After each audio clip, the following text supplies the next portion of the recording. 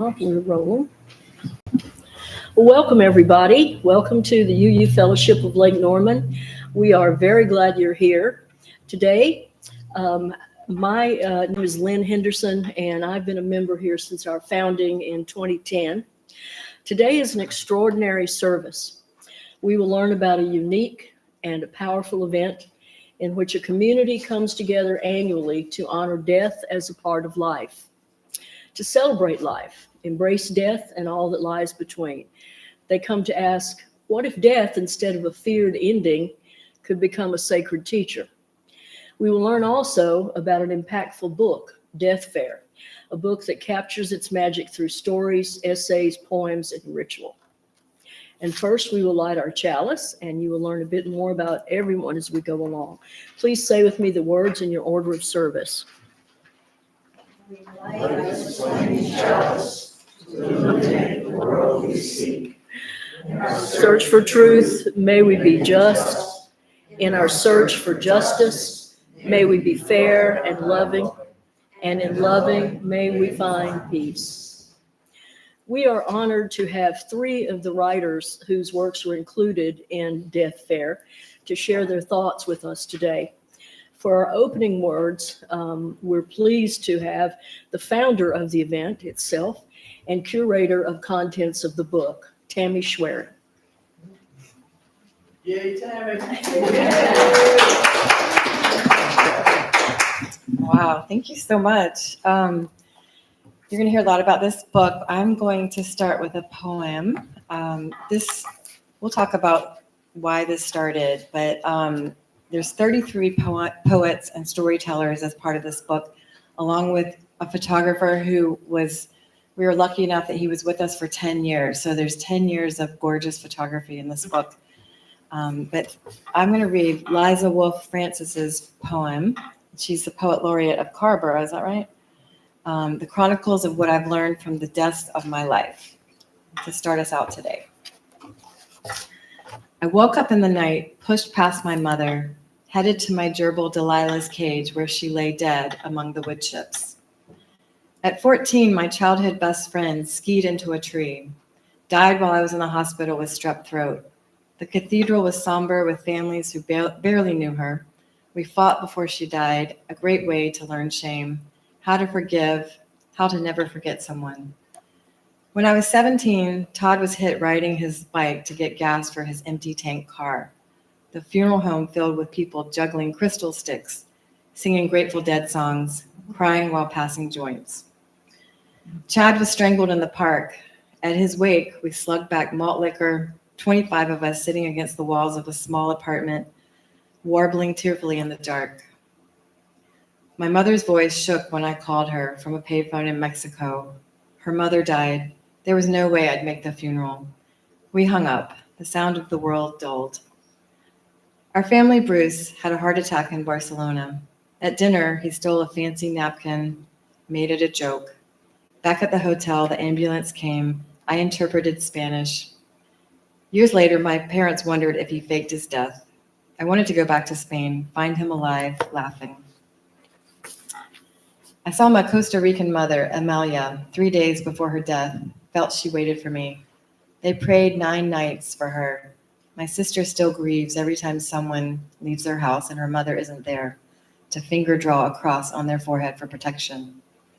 My grandmother, Eileen, died of Alzheimer's complications. My grandfather, Pappy, told me not to come, said funerals were no place for grandchildren, even though I was grown. I went to the Village Inn diner to eat key lime pie, her favorite. Pappy told me he believed in reincarnation. He died 3 months later. I left his number in my phone, wanted to believe I could call to hear his voice one more time. I arrived at Pop's bedside right before his death, brought him a balloon as if that might symbolize fun we had and a letting go. I was his first grandchild. My mother-in-law, Mary, died at the end of the pandemic. I'd only seen her on video for months. My partner's last parent gone. I wished with him that things could have been different. Other deaths unnamed, even those of the wrens newly hatched in the wreath. Our grieving is sometimes so private, so deep, so alive. It is like this. Take the baby bird bodies to the yard, bury them while humming, wait for something new. remembering what came before. Yes. Yes. Thank you. It's beautiful. Thank you. Now, please get comfortable and settle back as Mike Alec offers us our centering music for the morning, for the afternoon.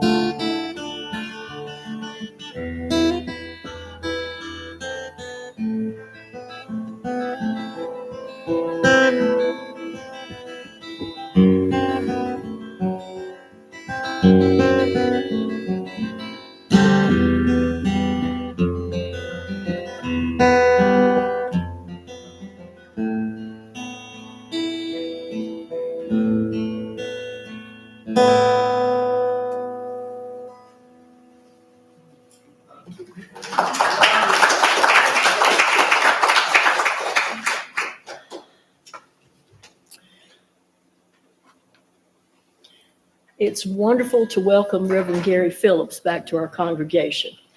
He has been with us before. He is a former minister of the UU Church in Chapel Hill and now lives in Pittsboro. Reverend Gary was the poet laureate of Carrboro for a long while. Anybody here else is a Tar Heel? Anybody else went to Chapel Hill? Well, then you may recall that at the time we were there, the idea of a poet laureate for Carrboro just couldn't be imagined, but so it is now. Gary's a writer, a naturalist, and a longtime collaborator of Reverend Pat, and he will speak with us today, and he will call upon his fellow writers as he sees fit. He will tell us about his experience with Death Faire, the event, and the writings that he has prepared for the books. Reverend Gary.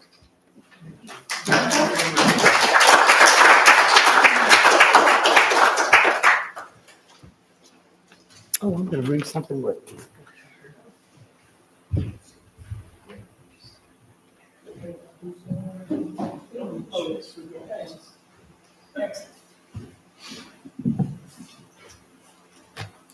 It's so good to be here. Such a beautiful congregation. Such a beautiful place. May the long-time sun shine upon you.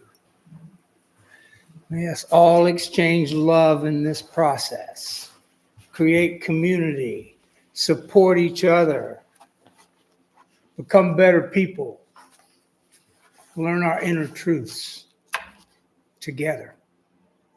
There's so many things we can only do together. And this book is an example of that, this book, Death Faire. It begins with a tragic death of a young man who was precious to his family and precious to his community. That was Tami's son, Zephyr. And it created an uprising in our community of love, support, art, promises, and actions. And one of the responses was to create a Death Faire once a year in Pittsboro, North Carolina. There were years in which, 400 to 600 people came to that event, in which we talked about death. We talked about preparing for death. We talked about honoring death. We talked about our beloved dead. Who here in this room has beloved dead? Raise your hands. See? And that is also a way of processing our losses and how important that is to do that. In other countries, we're often considered as a death-denying culture because we have funerals and they're so short and then they're over with. When many people have a much more synchronistic and integrated relationship with the dying and the dead. So in this book, there are many ways of looking at this. There are personal stories, and we're going to have a couple here. There are 32 writers in this book, including almost everybody in my poetry collective, including people who were introduced to the Death Faire by going for the first time and then felt so inspired they needed to write about it, and people processing the important deaths in their lives. So the photography is extraordinary, and the editing was amazing. It was a labor of love for an entire community of people that we gathered together for this. And Tami was the curator, the editor, the creative, inspiring push. I'm going to walk my way through a piece that I wrote for this, and I'd love for you to read it in the book itself. In the book itself, it's an essay, and this is more poetic and storytelling. I'm on the storytelling side of things, for sure. One of the reasons that I'm a pastor is because of being inspired by Pat Jobe, who's my best friend from high school days. And when I started on my journey and joined the Methodist Church for about 4 years and ran a little church that was small, wonderful little church. It was in the Piedmont, Pittsboro, and the little churches had a hard time finding pastors. So Duke University created a program to help pay pastors for these little churches. Some of the churches were so small they could only pay $6,000 or $8,000 for a full year, and they went on a circuit. And because I was entering and my church was supporting me, they invited me to be a circuit. And so one day I got a call from my minister, my superintendent, and he said, "Go out to Rocky Creek. They're doing a memorial service on Sunday. They don't have a pastor. And go out and do their memorial service." So I said, yes. I went to this little church with a room smaller than this, about 20 people, I guess, 25 maybe. I gave them a sermon. I sang them a song. Nobody reacted. It was just amazing. I thought I was not doing a good job at all. And when we came sort of to the end of the service, I bowed my head and shook people's hands and walked them out. And the first woman to come out said, "The next thing we do is we go out to the graveyard." And I said, "Oh, good. Let's go out to the graveyard." And I walked out to the graveyard with all those people, and every family aligned itself with their beloved dead in the cemetery. And suddenly I said, "I know why I'm here." Just discovered why I'm here.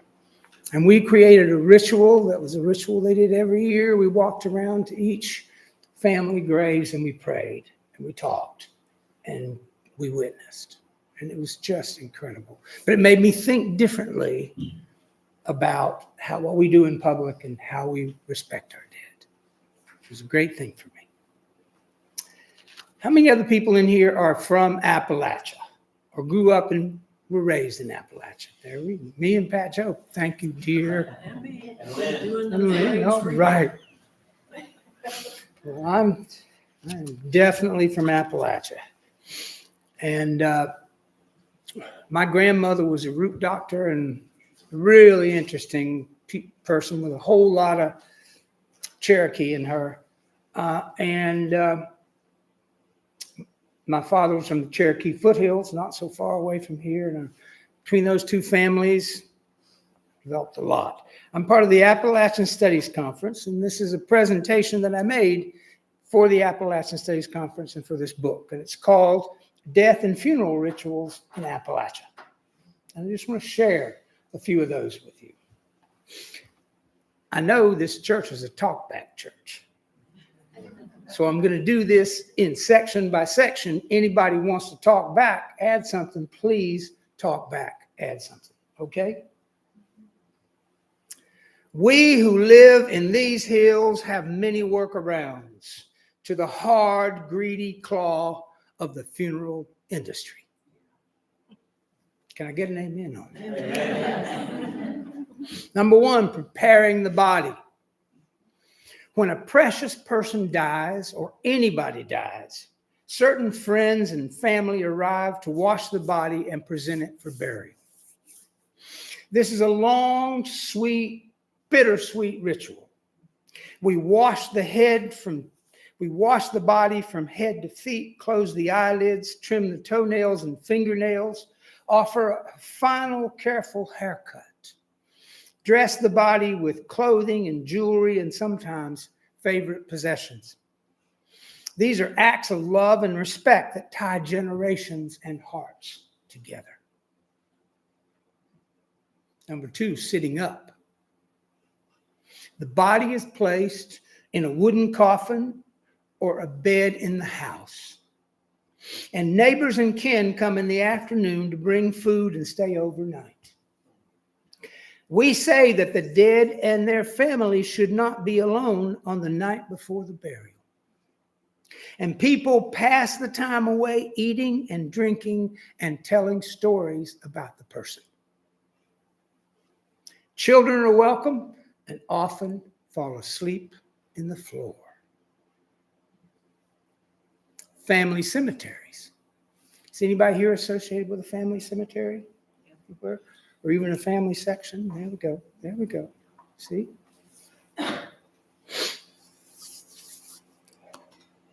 Dotted all over Appalachia, thousands and thousands of them. Some in very private, hidden places, and some on bold hilltops. My mother's people have a burying ground near Cane River in the high mountains of Yancey County. When I was 12 years old, I helped carry my grandfather's body up that tall hill in a driving rain. I can remember it like it was yesterday. I had magical experiences in that cemetery. Once, when I had been at college 2 or 3 years, I know some of you probably know that drift away from traditional society to intellectual society and purpose and everything else. And then I'm in my 20s and going back to see my family I haven't spent a lot of time with while I was in college. And I'm back to a funeral, my favorite Aunt Maudie. And it's there in the cemetery, and there's a distant cousin over on the left-hand side under the big pine tree, and she starts singing, "Will the Circle Be Unbroken?" And it moves me so much. And I want to sing with her, but I'm too shy. I feel like I'm a little separate from my family because I haven't been as faithful as I should have. And that I shouldn't start singing. Then over on the right, a woman's voice raises up into the song. Beautiful voice. And I took courage and sang the whole song through with all my heart, just as big as I could. Then we walked back down the hill to the home place. We're all sitting on the porch, and every single person tells me there was no second voice. That I was the only one who heard that second voice. And Marty's twin sister, Vardy, came up to me and she said, "Well, she always did love that song." Home burial. The hardest part of making a grave is digging out rocks and keeping the walls straight and tidy. But after you dig a good hole, you really feel like you've done something. The grave is usually filled in by hand after the service. Sometimes wailing occurs. Decoration Day. In late spring, congregations or large families will choose a day to come together on a Sunday to clean the gravestones of their dead and decorate them with flowers. This, as most times, an all-day affair with elaborate food on long tables, a whole lot of hymn singing, and sometimes competing preachers. I mean, Decoration Day is really something. It's a strong, enduring excuse to gather our diaspora together from all of our far-flung places. Finally, at the edges. I will not write about sin eating, though I saw it one time and it chilled me to the bone. Or Pentecostal falling out, or those who sometimes jump into the open grave of a loved one with a burden of sorrow. And there is not enough room on the page to write about the rituals of food associated with the death in each family and each community. But if you've got a good granny living in that wide ribbon of mountains that flow through North Georgia, the Carolinas, Tennessee, Virginia, Kentucky, and so on, all you have to do is ask her and she'll tell you all about it. Thank you.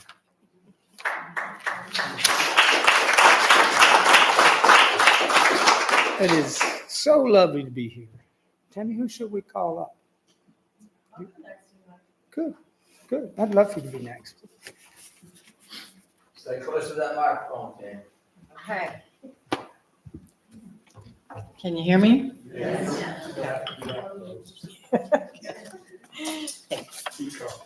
All right. I just want to add to the Death Faire. This is actually one of the most joyful events that I have every year to go to. And so the first year, my nonprofit was studying death. Gary was on my board of directors, and he actually leaned over at some event and said, we should start a Death Faire. And this is before my son had died. And so, of course, going into shock, I was like, I can't do a Death Faire. And then I was like, okay, I have to do a Death Faire. And everyone in town was like, you are so sad and so weird. Please do not do this. And we had about 600 people come the first year. And it's stayed steady, 400 to 600. For our 10th annual Death Faire, we had about 1,000 people show up. And we had just launched the book. And the book itself, because we've had 10 years of working together with all these different cultures and all walks of life and poets and artists and you name it, death doulas, this book came together really quickly. I cannot believe how fast it came together. It's quite a piece that I'm really proud of. It's 33 people's work. So I was just going to say, I'm going to read the prelude. This kind of gives you a little bit of my personality. My son Zephyr was my oldest son. I have a younger son, Arlo, so it starts out with him. My youngest son, Arlo, used to tell his friends that his mom threw parties for a living. He was not wrong. For some reason, I find that to get something done, the first step is to throw the very best gathering, one that people will remember forever. Make it costumed, create some drama, throw in a little scandal, add alcohol, great food, and music. This ultimately led to achieving the goal of said project, especially in our little town of Pittsboro. Our small southern community of around 4,000 people located in Pittsboro was conducive to these parties. We threw a masquerade party to kick off our co-op grocery store. We created a nonprofit named Abundance NC to move sustainability down the field. We built an event-driven organization that raised money for local food, renewable energy, art, and community. From climate change to pepper festivals, we tackled it all, including random ideas that sounded like a lot of fun. A book landed in my hands, A Curious Invitation, The 40 Greatest Parties in Fiction by Suzette Field. A particular party stood out for me after the death of my 19-year-old son, Zephyr. It was a reinterpretation of the Onion Cellar nightclub from Gunter Grass's The Tin Drum. and it was called Loss, an evening of exquisite misery. Guests were invited to dress with an air of decaying beauty, chop onions, and cry. A curious invitation explains, guests sob over portraits of deceased childhood pets and sign their divorce papers on stage while bands strum dirges on themes of spiritual gloom. A splendid time is had by all. When one is devastated and overwhelmed by grief, she sometimes creates interesting and bizarre situations. This is where art and inspiration come from. I decided, and there was no turning back, that our nonprofit would host a bereavement ball, Dead Pets and Onions. Our community had just buried my son Zephyr and also our neighbor Chris, who died of ALS.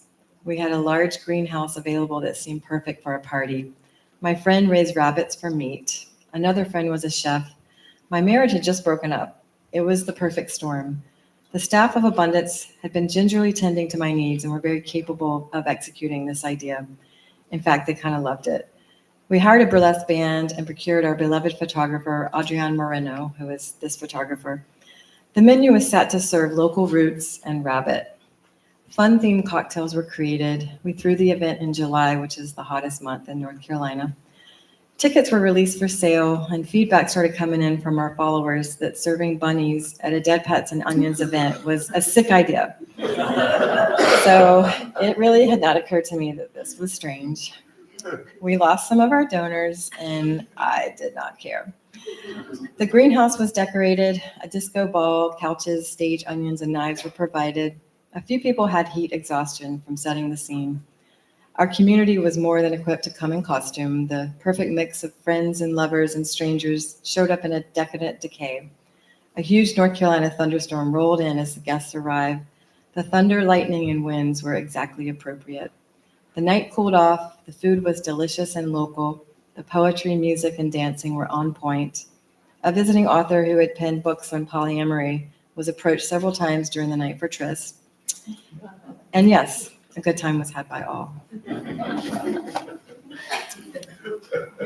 So I would like to call up Janet next. Janet, this is Janet Kenworthy from Charleston, South Carolina. And Janet, I think you went to jail with Reverend Barber. Just Yeah, from Moral Mondays. Yep, a couple of times. They let me out, though. Good afternoon, everybody. My mother, Priscilla, frequently insisted she did not like people. No one seemed to notice, as she was very involved in the local community, volunteering, enthusiastically supporting her children's activities, and serving as a gracious and inventive hostess. At heart, she kept her wagons closely circled, counting her true friends on the fingers of one hand. After the disappointment of divorce, unlike her social circle, she went to work. There she found her community. At every job over a 40-year career in retail, she made, kept strong, supportive friendships that over time taught her to trust again. By the time she retired to Aberdeen, North Carolina to be near my family, she sought company and community, stretching her comfort zone when she sensed kindred spirits.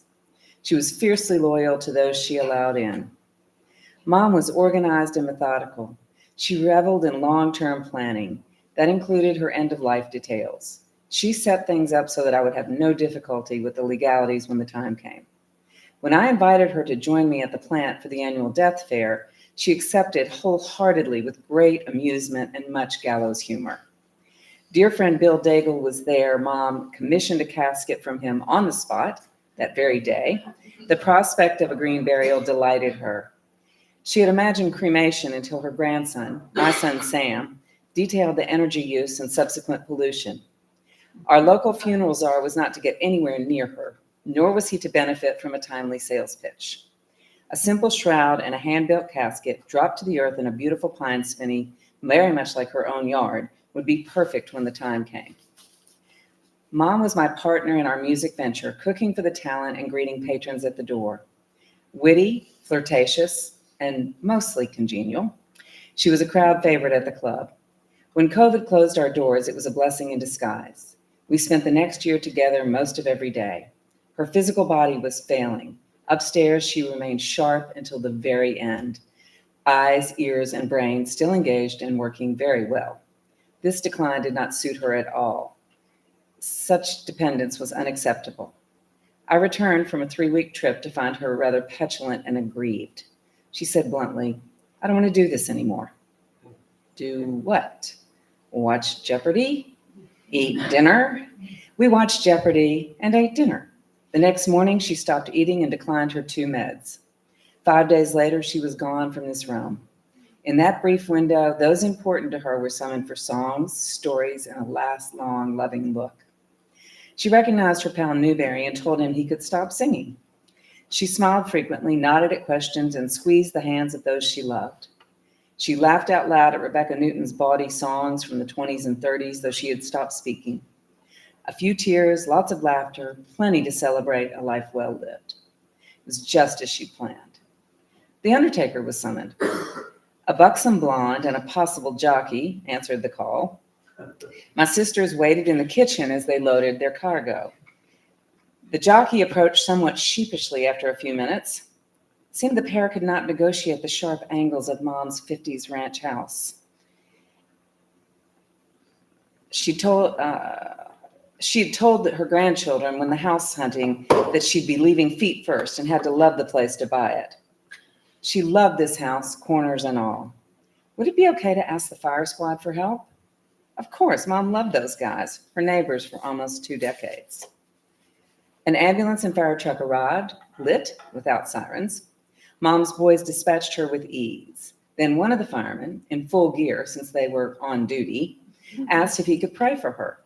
Certainly. My sister Debbie, 3 firemen, 2 cops, the funeral home staffers, and I joined hands as he stated that this would be a Baptist prayer because he was a Baptist. But he added, "It's for everyone. My granddaddy," and he did say diddy, "died 3 weeks ago, and he was a Muslim. My best friend is a Hindu, and another one says he's an atheist, but I'm giving him time." He let loose with words of kindness and love. We dropped our hands, said goodnight, and good luck. My sister and I fell onto the couch in gales of laughter. In her usual gracious style, Mom had hosted a meaningful gathering, a great party by her standard. An inveterate shopper, Mom had embraced QVC and internet shopping with zeal. She bought a journal from QVC titled, "I'm Dead, Now What?" which proved to be very helpful. If she liked to dress in one color, she might buy every shade. She bought a pair of cocktail dresses that hung in her closet for a year or 2, waiting for the perfect occasion. She brought them both to Kentucky for a granddaughter's wedding without trying them on. Same dress, different color. If one didn't fit, the other didn't fit either. Fortunately, she brought a 3rd dress, and it was perfect. Following Death Faire, Mom had commissioned that simple pine box. It waited for a couple of years to be delivered to the undertaker. He called, his tone anxious. "I have to tell you something. Your mother does not fit in the casket." Yes, I laughed long and hard, shades of shopping without trying it on. "Worry not. Please bring Mom and the box to Moncure." I had sent a beautiful length of silk with Mom's body. Her parents had brought her a gorgeous sari, purple shot with gold, from a trip to India in the 60s. My daughter Helen had worn it as a bridesmaid when she was expecting her daughter, Daphne Priscilla. It would make a splendid shroud with a lovely provenance. The gravesite had been prepared. A tent was up shading the refreshments, beer from our longtime vendor, Southern Pines Brewing, Mom's favorite cocktails, Palomas and Moscow Mules, from our favorite bartender. My sister baked my mom's signature chocolate chip cookies. My mom baked 6 dozen cookies for every show to put on the bar at the club. Tami had brought the sawhorses I'd requested. When the hearse arrived, the casket was placed on them, just as Mom wanted. It made a perfect bar, and friends could have a drink over her. Then Mom's body rolled through the woods to her freshly dug grave, with the undertaker a bit unnerved by all of it. I'm glad we were able to introduce him to green burial and a new vision of how death could be celebrated. The limitations of the pandemic provided just the right number of mourners. Those who really loved my mother and me arrived to sing her home. My daughter Helen and her husband Ken sprinted from Brooklyn to Raleigh to Moncure to join the send-off. My sister Debbie recounted Mom's stint as a lingerie model in New York. I mumbled something I can't really recall. Her body was lowered with the aid of straps. When one caught, don't you know, the spry burrow earth angels quickly jumped in Mom's grave, freed the strap, and were back above ground quick as a wink. My daughter Franny and her husband Charlie brought huge baskets of blooms from their flower farm in Alabama. Another friend brought rosemary for remembrance and sage in honor of wisdom. The congregants stepped forward to cover Mom's bower with the colors she loved and beautiful perfume. Ken offered shovels, and we put her to earth. Mom's favorite, Joe Newberry, sang Singing as We Rise and 50 Miles of Elbow Room and led the gathered in amazing grace. We had one last drink and another cookie. Then we too departed the grave, joyful having honored our dear friend, companion, mother, grandmother, great-grandmother in the style she deserved. There's a magnolia planted beside her, remembering all our sweet times on the porch beneath the towering magnolias. A penguin stands watch in honor of a fabulous trip we took together to Africa. I visit the borough whenever I'm in North Carolina. It's just as she planned. Thank you. Love dogs. Thank you.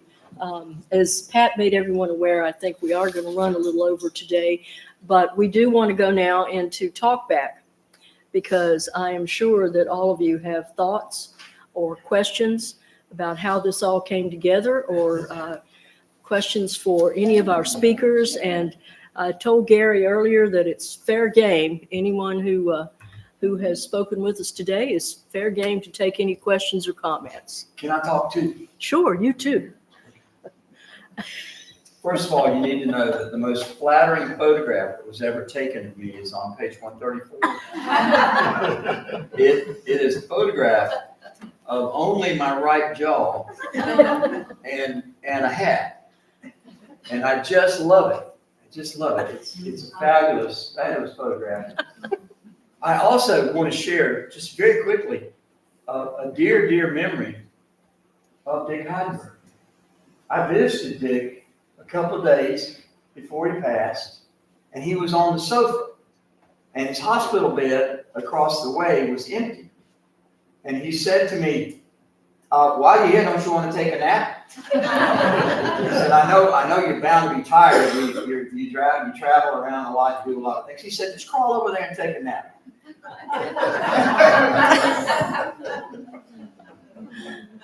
Anyone else have questions, comments? Question, comment? Come on, y'all. This is a fabulous project. Come on, Kim. Well, I just, can we buy the book? Yes. Okay. We have a box of them here. Yeah. Oh, do you? Yeah. Good. Yeah, and we'll sign it. We'll sign it. Wonderful. Good.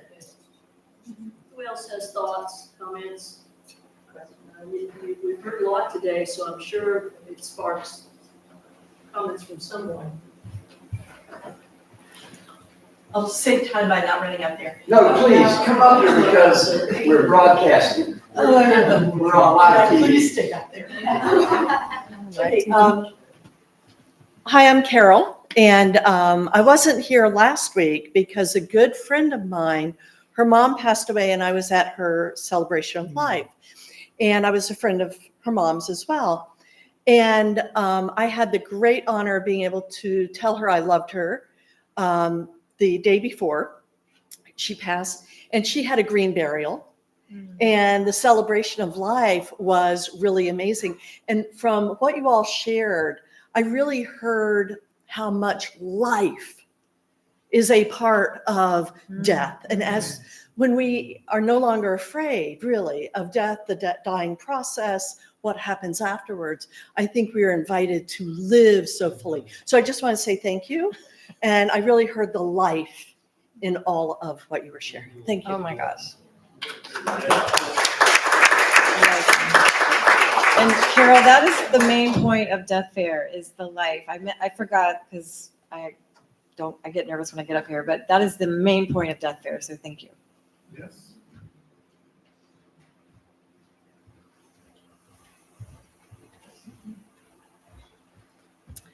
So when my dad was dying, he had hospice at home, and our family is very direct and upfront about these things. And we would joke around about dying and talk about all the things. And after he passed, the hospice case manager said, "Your family is so different. No one talks about it, jokes about it. Everybody, is usually afraid to talk about it." And we were all like, well, I don't know. It's totally normal for us to do these things. And he wanted to be cremated. So, but we had a family stone in the graveyard.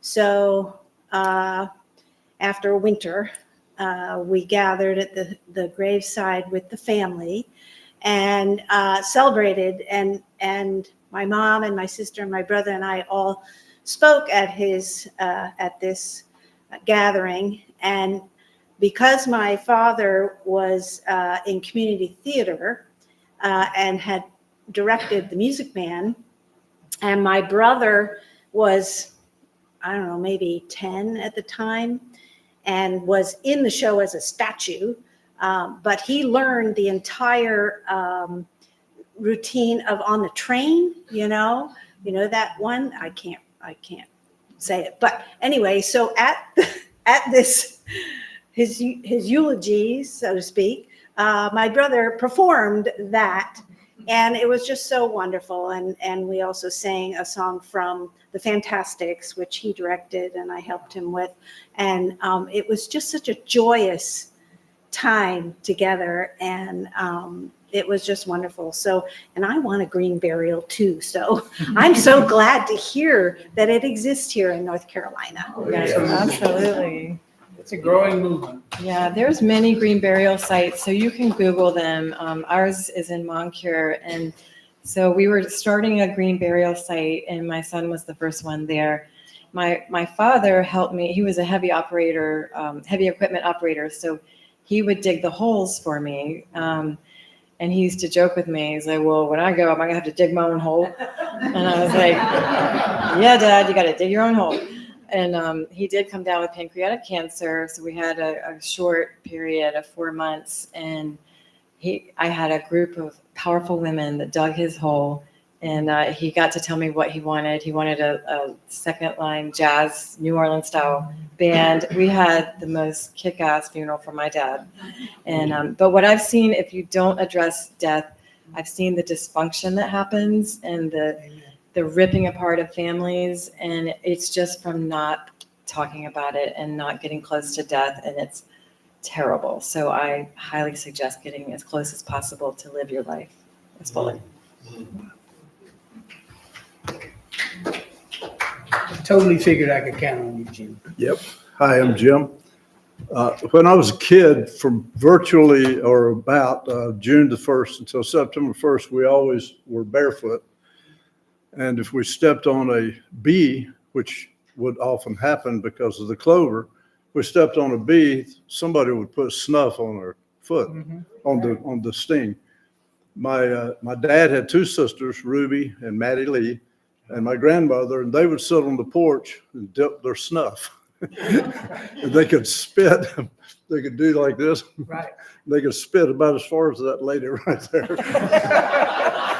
I was always taken by that and always wanted to stay out of the line of fire. So my Aunt Ruby and I were very close, though. She says when I was a kid, I had something, and she would have to drive a car to go get ice for me. And that's the way it was in those days.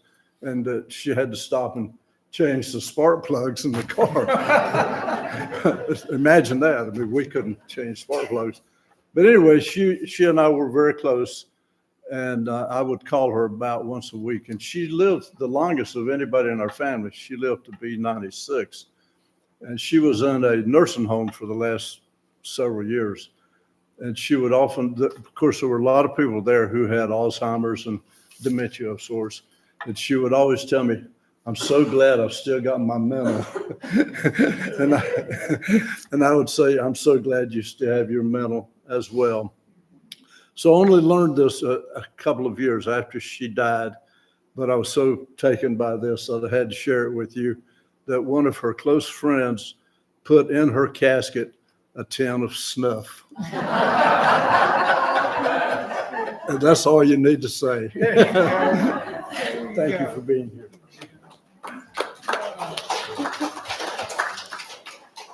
Any other questions, comments? How did this make you feel? I agree with Gary. I think what you ever said, ours is a culture that just don't look at it in such a way. And I will say your rituals, Appalachian, I've done every one of those. And some of the others were, my family dug their own graves up to the 60s. The last time I remember anybody digging was about 1968. Families would get together. And it's an old family cemetery where graves were there from the early 1800s. The family would get together, bring some implements, and the guys, it was very cold. It was my great uncle who had died. It was very cold. So the people who were digging would take turns as to who got down in the hole, because then you were away from the wind if you were in the hole. And you had to be out of the hole. privilege. So that was a privilege. And the one standing around would wait, get out, it's my turn. Get in there in 20 minutes. Yeah.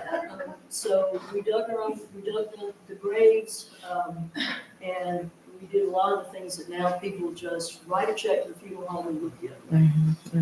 And as far as That's decoration. more the funeral home for now. Yes. And as far as Decoration Day, our whole family would get together periodically, the whole family. And we would walk up to the top of that hill, and everybody had a job. And the little kids would come too. So we felt close to death from the time we were very, very young. And the last part, so everybody then goes back to a home or somewhere afterwards. And the joke was, live a good life, because they'll go back to the porch, they'll eat potato salad, they'll tell stories about you. So make sure that they're good ones, because people will remember. The last piece of that ritual was for my family. As you left that last gathering where the food was, which was the reception after the funeral, you were encouraged to go back to the grave site and pick up a flower off the grave and take it with you. And so take it to your home, plant it, do whatever. But keeping those rituals, though, keeps you from being one of those that just, I'll write you a check. Go decide whatever you want to do. It keeps you close to death. Yeah. So I'm grateful to have had those strange things, even though the one about who's going to get in the grave and dig next versus who's going to stand in the wind, it's right on top of a hill in Asheville, and he died in March, and so it's very cool. Does anyone else have anything to say before we go on? I'm just gonna, Yes. Please. I think this whole thing has been a tremendous celebration of life itself. Embracing death, celebrating life. Thank you. Thank you. Thank you, Greg. Well, I want to thank Pat Jobe for setting up an entire weekend of book readings. We've had the best weekend. This is our last for the weekend, but I mean, we're going to keep going. And we do have books for sale in the lobby, and there's 4 of us to sign today. So love to get you all some books. Thank you, guys.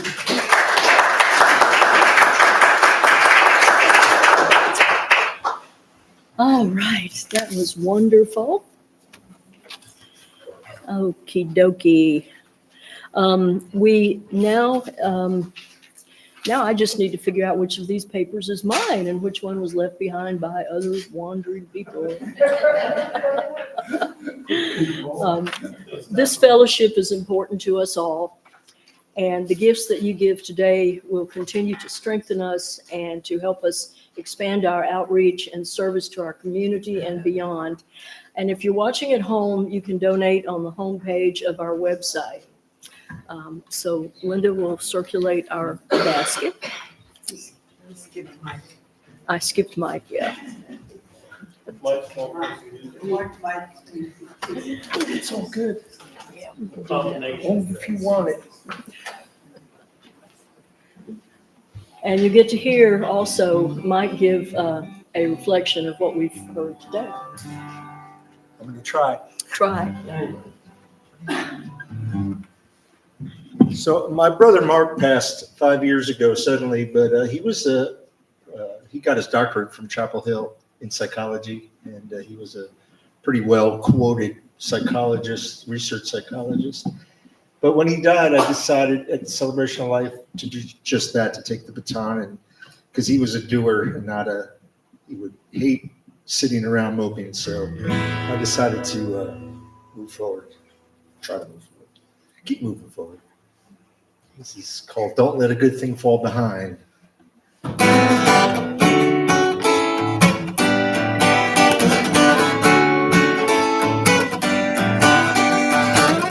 On this chosen path we pave, for every moment we can save, and all the distance to the final line. Don't you let a good thing fall behind. Little sister, don't you worry, your broken heart will surely mend. Little brother, don't you hurry, no, gonna see it all before the end. If the sky is dark around you, constellations will arise. Lift your head and feast your eyes. Don't you let a good thing fall behind.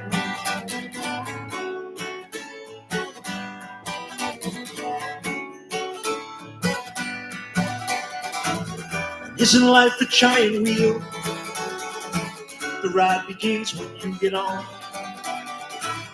Put the fire to your heel now, before your riding days are gone.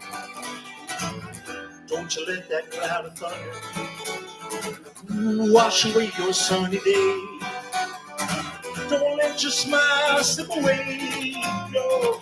Don't you let a good thing fall behind.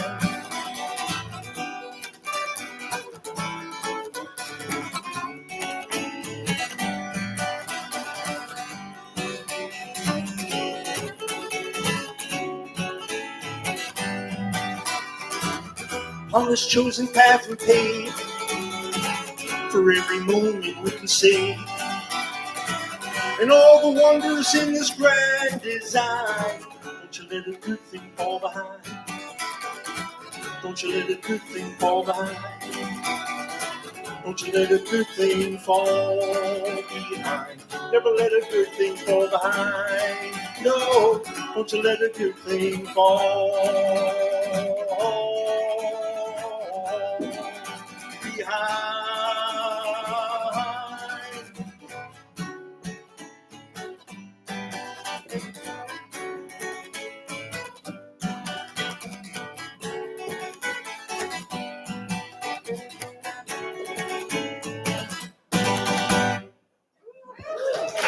Cha-cha-cha.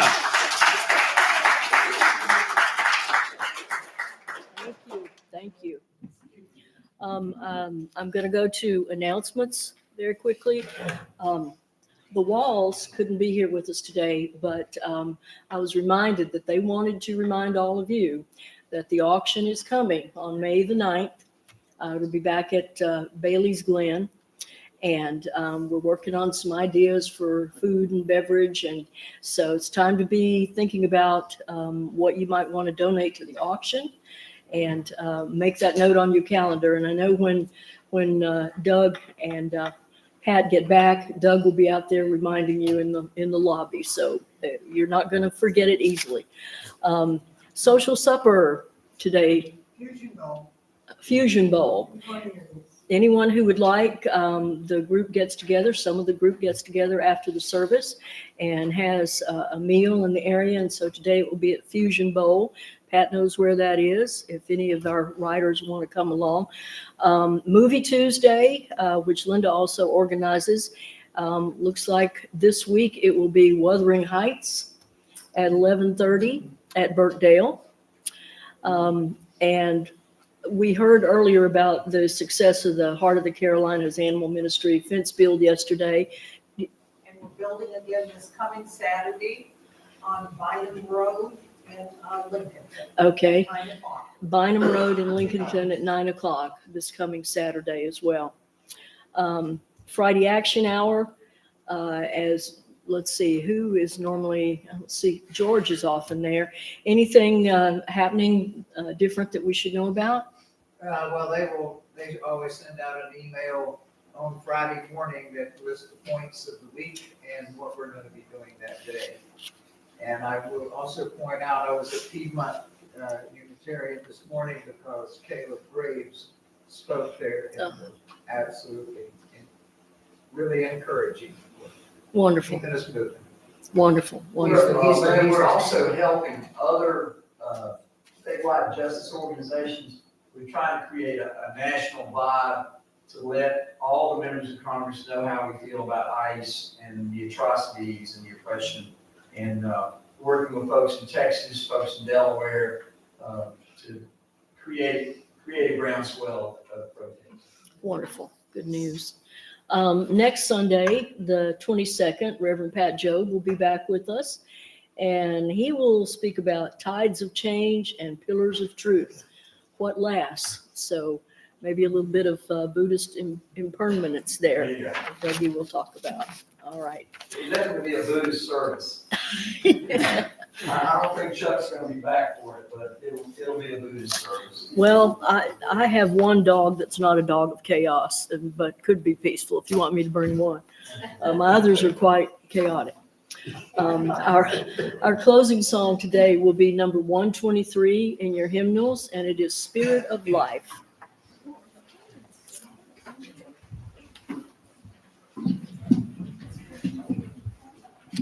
We have one cat that's a Buddhist and the other one is a terrorist.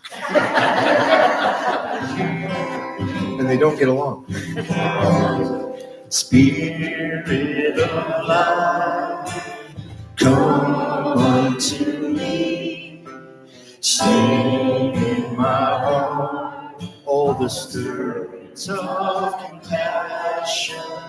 Wind on wind, rise in the sea, move in the hand, giving life the shape of justice. Please hold me close, please set me free.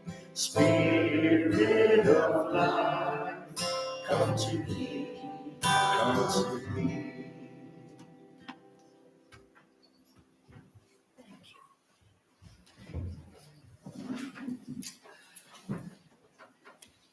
And now Tami will have our closing words. Or Gary's going to do the closing words. Okay. Fine. You take it away. All right. Pat asked me to read his closing words, a poem that I have in this book called Coyote. A walk in the dry Messick woodlands above the muddy bouldered hall. That's our river. Alone among forest giants. I know a deep snowbank where foxes den. Aim for a circle of white oaks, ancient hickories, sourwoods dancing toward the light. Beeches in a circle, a row of eastern red cedar trees, aging imperceptibly but certainly, as I am most certainly aging. An old man in old woods, bone food and litter soon enough, to be alone amidst such love, such calm regard, a borderland of easy conversations, death ambling toward me like a coyote, smile. Thank you, Gary.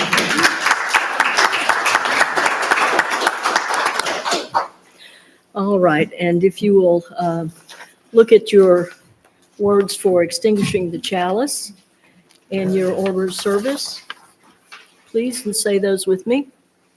We extinguish this chalice, but not the light of truth, warmth of community, or the fire of commitment. These we carry in our hearts until we meet again.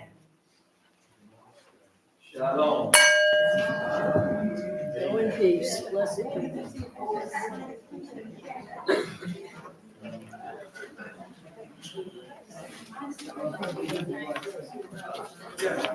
Good job.